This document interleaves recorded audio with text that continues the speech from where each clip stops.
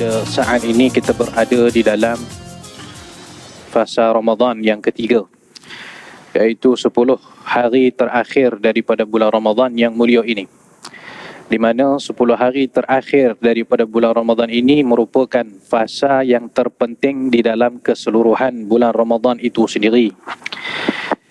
Jadi 10 hari terakhir Ramadan inilah tuan-tuan dan puan-puan yang perlu kita perhatikan, yang perlu kita isikan dengan ibadat, dengan amalan-amalan baik. Bismillahirrahmanirrahim. Assalamualaikum warahmatullahi wabarakatuh. Alhamdulillahi rabbil alamin wa bihi nasta'in ala umuri dunya waddin. Allahumma salli wa sallim wa barik ala sayyidina wa maulana Muhammad الفاتح لما أغلق والخاتم لما سبق ناصر الحق بالحق والهادي إلى صراطك المستقيم وعلى آله وصحبه حق قدره ومقداره العظيم في كل لمحة ونفس عدد ما وسع علم الله.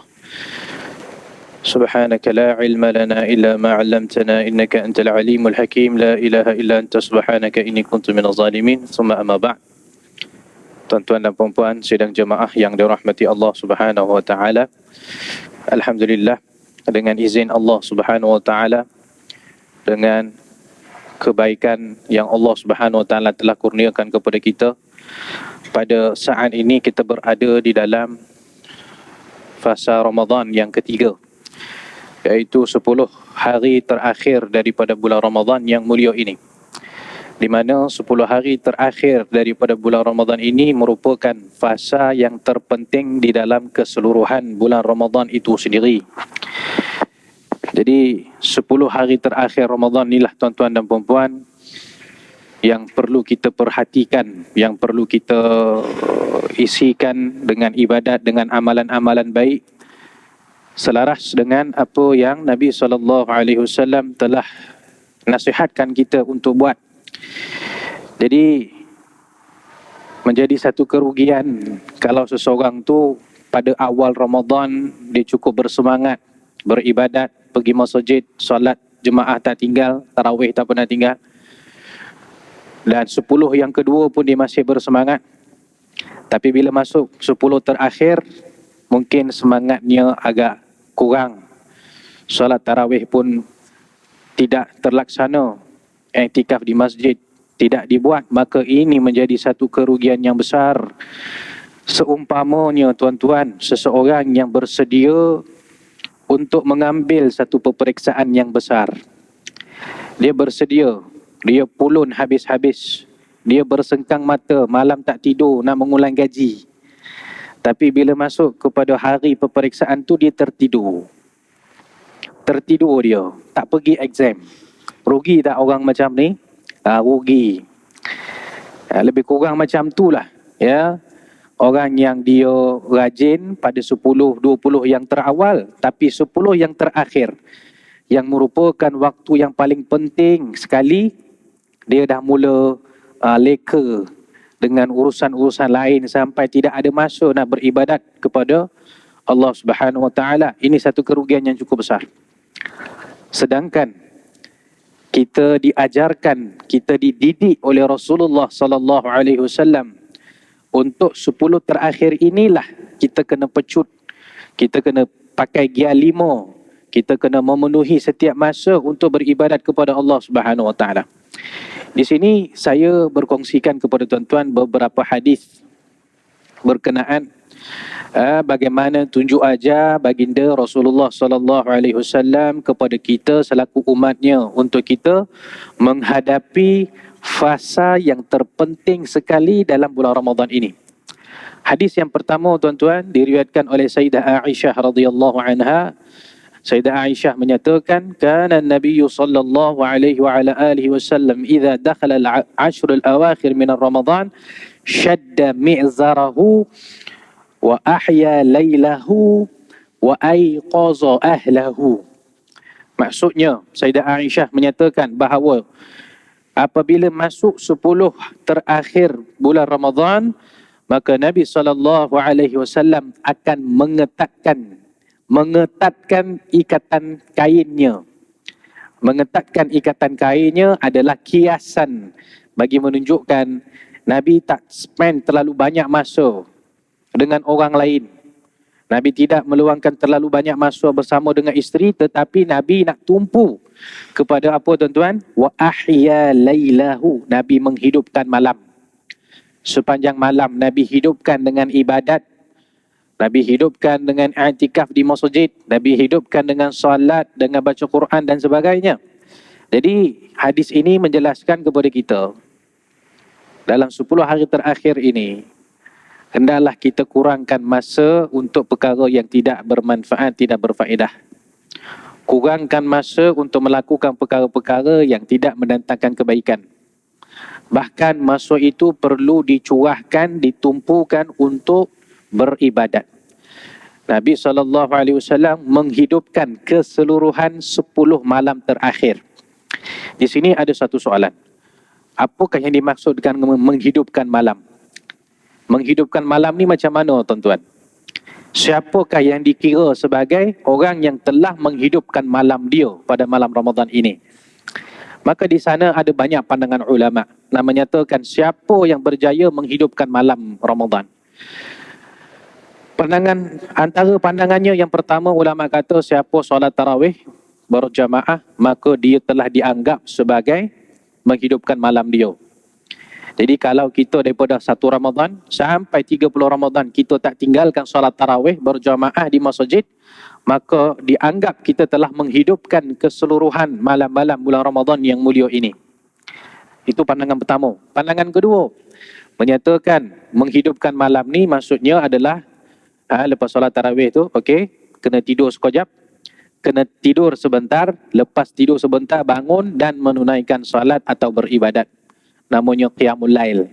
Siapa yang bangun malam berqiyamul lail, walaupun solatnya hanyalah 2 rakaat solat tahajud, walaupun dia duduk baca Quran hanyalah 1 muka surat, walaupun dia duduk baca istighfar 100 kali, selepas dia tidur, dia bangun, dia buat semua tu, inilah dianggap menghidupkan malam. Kata pandangan ulama nombor 2. Ada pula pandangan ulama nombor 3. Pandangan ini dikatakan daripada Sayyidina Ibnu Abbas radhiyallahu anhuma, menyatakan barang siapa yang salat isyak berjamaah dan salat subuh berjamaah, maka dianggap dia telah menghidupkan malam. Nombor 3 ni paling ringan, paling senang, dan biasanya orang kita paling suka nak buat ni nombor 3 ni lah. Dia mungkin datang nak sembahyang tarawih, dia datang sembahyang isyak berjemaah, lepas tu solat subuh berjemaah, dianggap dia telah menghidupkan malam dia. Jadi kita ni tuan-tuan nak pilih yang mana satu? Pandangan nombor 1 ke 2 ke 3? Kalau saya tanya jemaah, ramai yang akan menjawab pandangan nombor 3 sebab paling senang. Tapi yang disarankan adalah, yang diajarkan oleh Rasulullah SAW adalah 3-3-nya sekali tuan-tuan buat.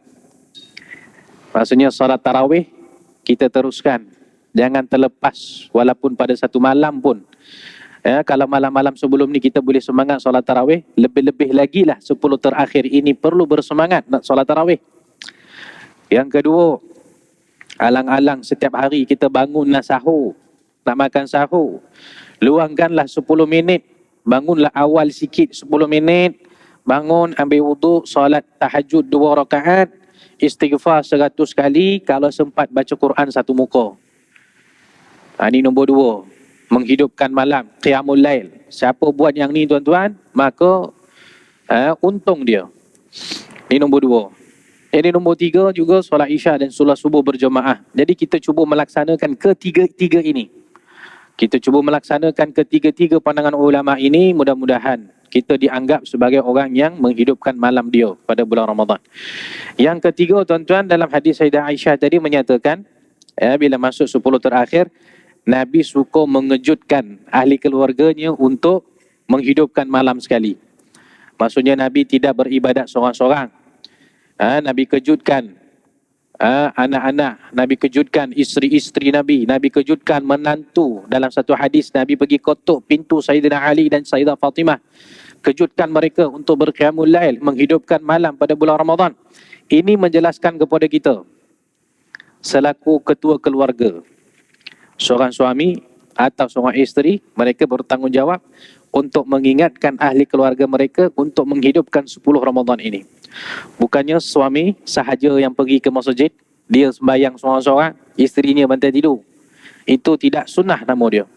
Ataupun isteri yang bangun seorang-seorang, dia solat tahajud, dia pergi tarawih, dia pergi masjid, suaminya dibiarkan. Itu pun tak betul. Sedangkan sunnah yang Nabi ajarkan pada 10 ni adalah ketua keluarga mengingatkan kepada ahli keluarga supaya tumpu kepada ibadat 10 hari terakhir. Dan ini bukan satu perkara mudah. Bukan satu perkara mudah kita nak ingatkan orang rumah kita untuk ibadat 10 hari terakhir ni. Sebab biasalah tuan-tuan, 10 hari terakhir, ya, mula nak sibuk beli langsir, nak beli baju raya, nak beli kuih raya, nak prepare untuk raya dan sebagainya. Maka menyebabkan seseorang itu mungkin lalai daripada ibadat 10 hari terakhir ini. Maka tuan-tuan dan puan-puan, kata keluarga, dia kena ingatkan, dia kena kejutkan ahli keluarga dia yang mula yang asalnya rajin datang masjid, sekarang dia dah rajin pergi maidin. Yang asalnya dia jemaah masjid, sekarang dah jadi jemaah maidin, jemaah Tesco, jemaah Giant dan sebagainya.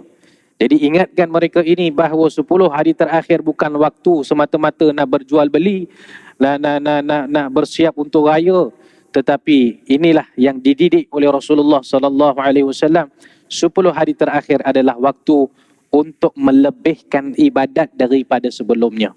Ini satu riwayat yang jelas menunjukkan bagaimana Nabi buat bila dah masuk 10 terakhir. Dan antara riwayat yang lain juga tuan-tuan, ya, Nabi sallallahu alaihi wasallam menjelaskan kepada kita supaya satu perkara yang sangat penting untuk diperhatikan 10 hari terakhir ini adalah mencari ataupun memburu malam Lailatul Qadar. Ya, malam Lailatul Qadar yang merupakan malam yang lebih mulia daripada 1000 bulan biasa. Ya, satu malam Lailatul Qadar ini bersamaan dengan 83 tahun, 1000 bulan. Jadi orang yang beribadat pada malam tersebut, orang yang menghidupkan malam Lailatul Qadar itu seumpama dia telah menghidupkan 83 tahun dengan ibadat. Dan perlu kita ingat, Lailatul Qadar ini adalah kurniaan khusus untuk umat Nabi Muhammad sallallahu alaihi wasallam sahaja. Tiada satu pun umat sebelum Nabi Muhammad yang diberikan dengan malam Lailatul Qadar. Ya, disebut dalam hadis, apabila Nabi SAW memikirkan bahawa umur Nabi-Nabi terdahulu panjang, umat dulu umur dia panjang, ada yang hidup sampai beratus tahun, ada yang hidup sampai beribu tahun, umur mereka panjang sangat, jadi mereka boleh banyak beribadat. Jadi Nabi terfikir, umat Nabi Muhammad umurnya dekat 60 tahun, 70 tahun, kalau 80 tahun tu tu dah kira bonus lah tu. Ya, umur yang tak panjang mana pun, 80 tahun bukan umur yang panjang berbanding umat dahulu yang umur mereka mungkin beribu tahun. Nabi-Nabi tu fikir, macam mana umat aku ni umur panjang, jadi ibadat takut tak banyak. Maka Allah Subhanahu Wa Taala memberikan malam Lailatul Qadar kepada Nabi sallallahu alaihi wasallam supaya kalau seorang umat Nabi hidupkan satu malam Lailatul Qadar ni, dia sudah seumpama beribadat 83 tahun. Kalau sepanjang hidup seseorang itu dapat 10 kali malam Lailatul Qadar, orang tu dapat beribadat pada 10 malam Lailatul Qadar sepanjang hidup dia. Itu dah bersamaan dengan 830 tahun ibadat. Itu kalau 10 kali. Kalau dia dapat malam Lailatul Qadar tu 20 kali sepanjang hidup dia, 30 kali sepanjang hidup dia, maka bolehlah challenge umat-umat terdahulu daripada sudut ibadat mereka walaupun mereka hidup beribu tahun. Jadi satu kerugian besar kalau kita tidak mencari peluang beribadat pada malam Lailatul Qadar. Adapun tanda-tanda malam Lailatul Qadar itu banyak, tapi kita tidak disuruh untuk terlalu fokus dengan tanda-tanda itu.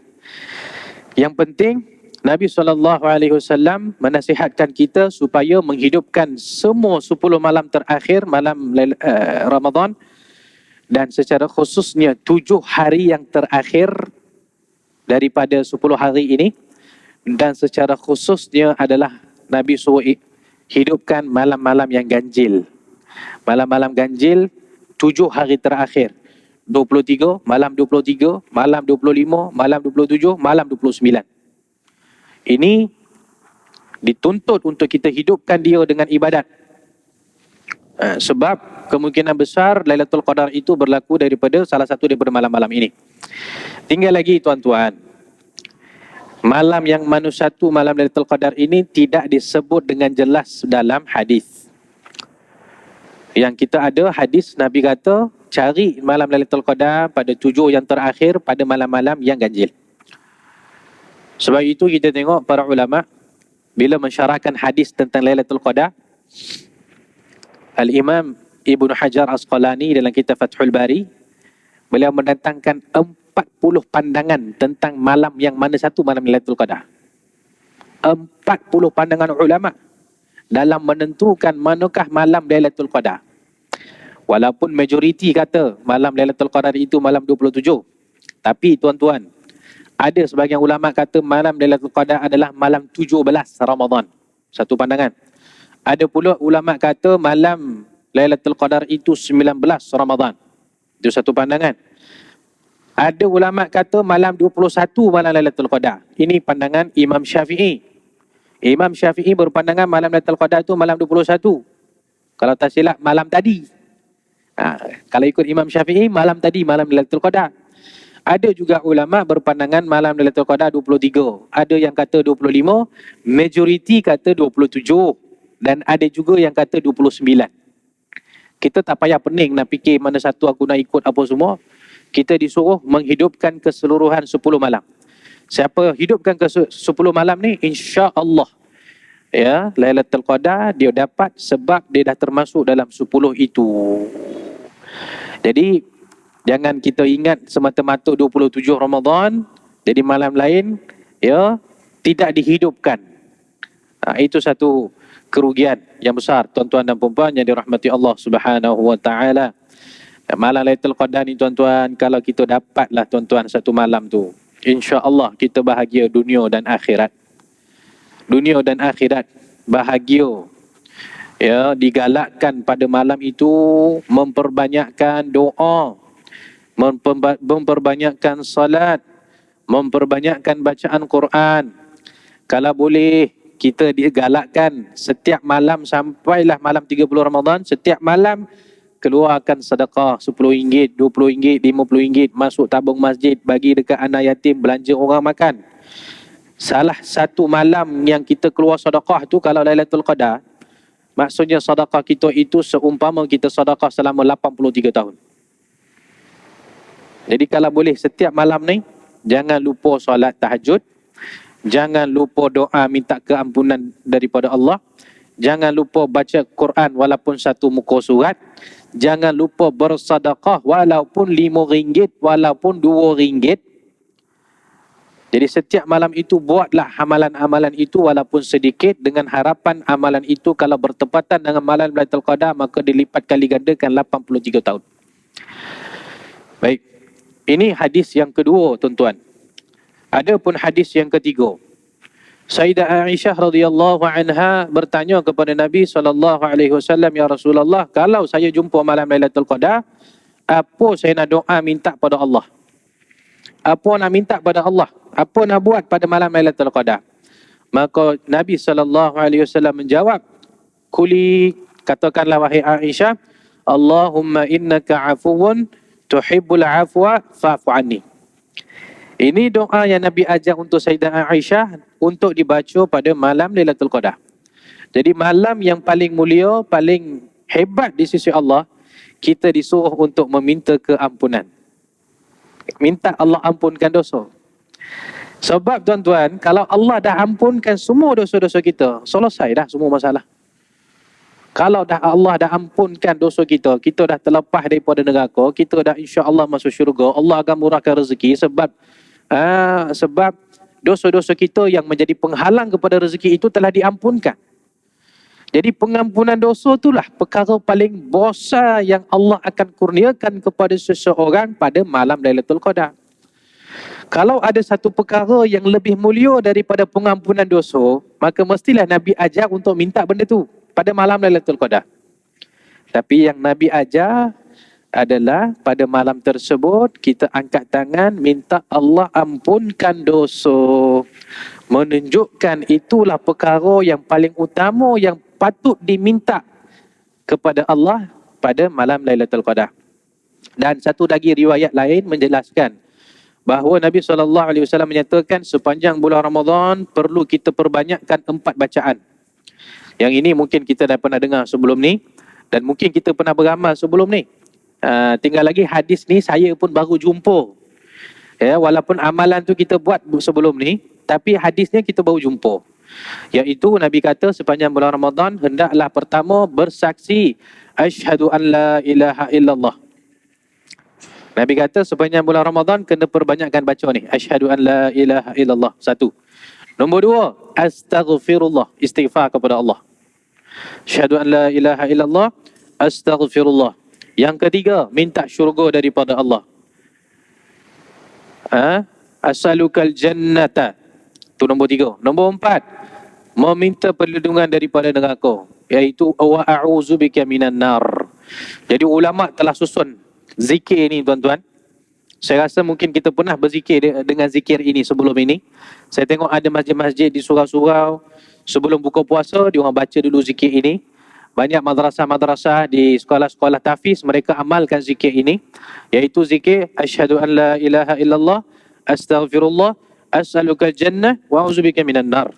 4 ni yang memang Nabi sebut secara khusus dalam hadis. Maka di dalam 10 Ramadan terakhir ini, inilah juga amalan yang patut kita laksanakan. Sebelum buka puasa kita baca zikir ni. Time bawa kereta kita baca zikir ni. Time sebelum tidur baca zikir ni. Time dah lepas buka puasa bacalah zikir ni tuan-tuan. Ini adalah anjuran daripada Nabi SAW. Baik. Hadis yang seterusnya, Nabi mengingatkan kepada kita supaya jangan lupa membayar zakat fitrah.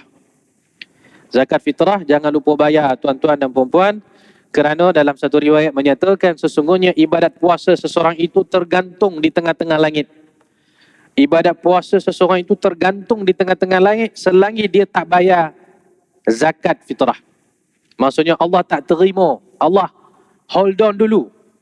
Allah biarkan dulu ibadat puasa seseorang selagi orang tu tak bayar zakat fitrah. Jadi ambillah masa kita. Jangan lupa membayar zakat fitrah. Kalau kita ni ketua keluarga, maka kita kena bayar untuk ahli keluarga kita di tanggungan bawah kita. Itu zakat fitrah tuan-tuan. Zaman sekarang punyalah senang. Pakai handphone, tekan, selesai dah bayar zakat fitrah. Di setiap masjid ada kaunter zakat fitrah. Di merata tempat ada amil yang bertugas mengutip zakat fitrah. Jadi sepatutnya zakat fitrah ini satu perkara yang kita tak boleh lalai. Dan yang terakhir tuan-tuan, Nabi SAW juga mengingatkan kepada kita supaya jangan lupa untuk menghidupkan malam hari raya dengan ibadat. Kerana dalam hadis Nabi SAW telah bersabda, "Man ahya lailatai al-'idi, ahya Allahu qalbahu yawma tamutul qulub." Atau kama qala Nabi SAW. Barang siapa menghidupkan malam 2 raya, malam hari raya Aidilfitri, malam hari raya Aidil Adha. Siapa hidupkan 2 malam raya ini, nescaya Allah akan hidupkan hati dia pada hati matilah hati-hati manusia. Pada hari di mana hati-hati manusia semuanya mati, iaitulah pada hari kiamat. Hati manusia akan mati sebab terlalu takut kepada azab Allah. Hati manusia bergoncang kerana dahsyatnya keadaan dan suasana pada hari kiamat. Tapi orang yang hidupkan malam raya, Allah akan hidupkan hati dia. Allah akan tenangkan hati dia. Allah akan sukunkan hati dia pada hari kiamat. Berkat dia menghidupkan 2 malam raya. Malam Aidil Fitri dan juga Aidil Adha. Hadis ni penting untuk kita ingat ya tuan-tuan. Sebab malam raya itulah malam yang kita paling sibuk sekali kat dunia ni. Malam raya itulah malam yang kita tak ada masa walaupun nak pergi sembahyang isyak berjamaah di masjid. Malam tu lah sibuk nak buat dodol, malam tu lah nak masak rendang, malam tu lah nak pasang langsir, malam tu lah nak kemas rumah, nak hidangkan kuih raya, dan semua ini tidak disuruh kita buat oleh Nabi sallallahu alaihi wasallam. Walaupun mungkin kita perlu buat juga. Tapi yang disuruh oleh Nabi adalah hidupkan dengan ibadat. Hidupkan dengan ibadat. Ya. Malam 1 Syawal tu hidupkan dengan ibadat, pergi solat isyak berjemaah, pergi solat subuh berjemaah, isi dengan takbir raya, kalau boleh bersedekah sedekahlah, kalau boleh baca Quran lah, kalau boleh qiyamul lail lah, supaya tuan-tuan dan puan-puan kita dapat beramal dengan hadis Nabi yang mulia ini, supaya Allah Subhanahu Wa Taala hidupkan hati kita pada hari hati manusia yang lain akan mati kerana terlampau takut pada Allah pada hari kiamat. Tuan-tuan dan puan-puan yang dirahmati Allah Subhanahu Wa Taala, itulah beberapa hadis yang Nabi dah tinggalkan untuk kita supaya kita amalkan. Dan hadis-hadis ini menjadi bukti betapa baginda Rasulullah sallallahu alaihi wasallam begitu kasih kepada kita. Nabi tak membiarkan umat dia buat apa yang mereka nak buat. Nabi tak membiarkan umat Nabi terhuyung-hayang seumpama layang-layang putus tali. Bahkan setiap hari itu Nabi berikan nasihat. Setiap perkara Nabi berikan tunjuk ajar. Setiap ruang Nabi bagi untuk Nabi bagi tahu macam mana jalan dan menuju syurga dan mendapatkan keridhaan Allah. Dan ini menunjukkan betapa Rasulullah sallallahu alaihi wasallam kasih kepada kita semua sebagai umat Nabi sallallahu alaihi wasallam. Tuan-tuan dan puan-puan, begitulah sedikit tazkirah yang dapat kita sampaikan pada pagi ini. Mudah-mudahan Allah Subhanahu Wa Taala memberikan kita taufik untuk beribadat sepanjang malam 10 malam Ramadan yang mulia ini, dan mudah-mudahan Allah panjangkan umur kita insya-Allah supaya kita dapat merasakan lagi bulan-bulan Ramadan yang akan datang pada tahun-tahun hadapan insya-Allah taala. Wabillahi taufik wal hidayah. Assalamualaikum warahmatullahi wabarakatuh.